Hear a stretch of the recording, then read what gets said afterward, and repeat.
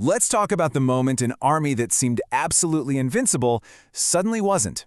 We're diving into the Battle of Moscow, a brutal, world-changing clash in late 1941 that didn't just stop Hitler's war machine, it shattered the myth that it couldn't be beaten. So picture this. It's October 1941. After smashing their way 600 kilometers deep into Soviet territory, the most powerful army on the planet is right at the doorstep of the capital. For Hitler, victory felt like it was just days away. For the Soviet Union, for the entire world really, everything was on the line. So, how did we get here? Well, this whole push for Moscow was supposed to be the grand finale of Operation Barbarossa, Hitler's massive invasion of the Soviet Union. After a string of just shocking victories, Moscow was the last piece of the puzzle, the final prize. But here's a crucial little detail. The attack on Moscow was actually running late. Hitler had diverted a huge chunk of his forces south to take Kyiv. Now that was a success, but it cost them something they couldn't get back: time. By the time they finally turned their full attention back to Moscow on September 30th, the seasons were already starting to turn. The German plan to finally take the city was given a pretty dramatic code name: Operation Typhoon. And yeah, that name tells you everything you need to know.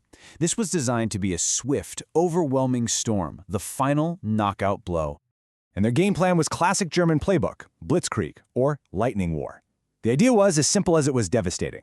You use your fast-moving panzer divisions to punch holes in the enemy lines, swing them around in these giant pincer movements, and bam, you've trapped entire armies inside a pocket, ready to be wiped out. And the sheer scale of this thing, it's just staggering. We're talking about nearly 2 million German soldiers being thrown into this one final push. Think about that. It was one of the largest concentrations of military power in history, all pointed at a single city. And at first, wow, did it work? For the Soviets, Operation Typhoon was an absolute catastrophe.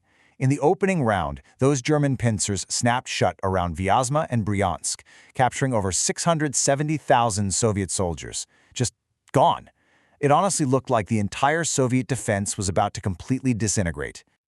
But as the German war machine kept grinding forward, it started to run into something else. It wasn't just fighting soldiers anymore. It was fighting Russia itself. You could say two new and very unforgiving generals had just joined the battle. First up was General Mud. The Russians call it the Rasputitsa. Those autumn rains turned every dirt road into a sea of thick, sticky mud that could swallow tanks and supply trucks whole. And right on his heels came General Winter, bringing a freeze so brutal, so incredibly cold, that it could stop an army dead in its tracks.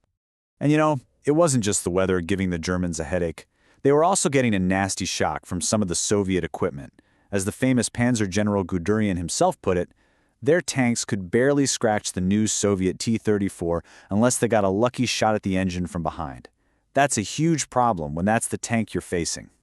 So you've got the mud, the punishing cold, and tougher-than-expected tanks. But despite all of that, in mid-November, the Germans went for one last desperate push. This was it. This was for all the marbles. Moscow's response was just total, grim determination. 250,000 civilians, mostly women and teenagers, are out there in the frozen dirt digging anti-tank ditches. And then, in this absolutely stunning show of defiance, Stalin holds the traditional military parade in Red Square. Soldiers march right past the Kremlin and then just keep marching, straight to the front lines, which were only a few kilometers away. Ironically, when all that mud finally froze solid in November, it actually helped the German tanks get moving again. They clawed their way forward, taking one town after another. By the start of December, a German reconnaissance unit had made it to the suburb of Khimki. They were so close. How close? I mean so close that German officers could pull out their binoculars from their forward positions and literally see the golden spires of the Kremlin. Victory was right there. It was in sight. And then it all just stopped. The temperature didn't just drop. It plunged into a cold nobody had seen in decades. We're talking negative 45 degrees Celsius. German guns seized up. Tank engines wouldn't start. They had over 130,000 cases of frostbite. The advance was literally frozen solid. So while the Germans are stuck there, freezing, Stalin is about to play his final, shocking trump card. An entire army that German intelligence was convinced didn't even exist. Where did this army come from? Well, thanks to his master spy in Tokyo, Richard Sorge, Stalin knew Japan wasn't planning to attack the Soviet Union from the east. That was huge. It meant he was free to transfer dozens of fresh, battle-hardened divisions all the way from Siberia. And the key thing is, these guys were fully equipped and trained to fight in exactly this kind of brutal winter. And you can see the incredible turnaround right here.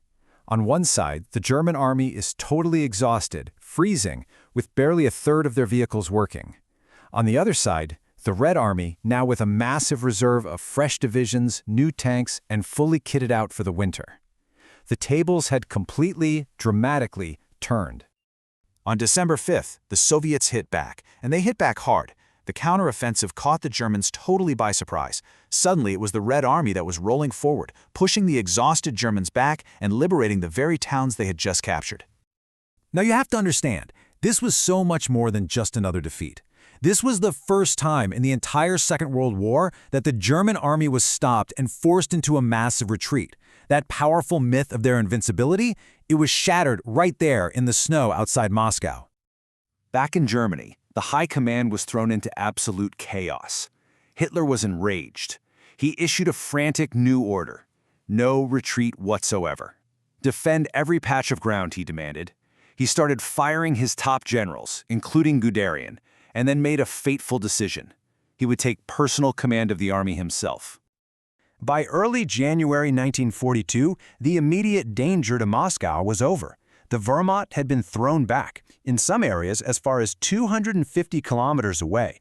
The Soviet capital was saved. But that salvation, man, it came at a staggering price. In just those few months of fighting, the Soviet forces suffered over 1 million casualties. That's killed, wounded, or missing. The sheer scale of that sacrifice is almost impossible to comprehend. The Battle of Moscow was without a doubt a critical turning point. It ended Hitler's fantasy of a quick victory and guaranteed that this brutal war would drag on for years. But when you see the immense human toll, it forces you to ask a really tough question. What did it truly cost the Soviet Union to stop the unstoppable?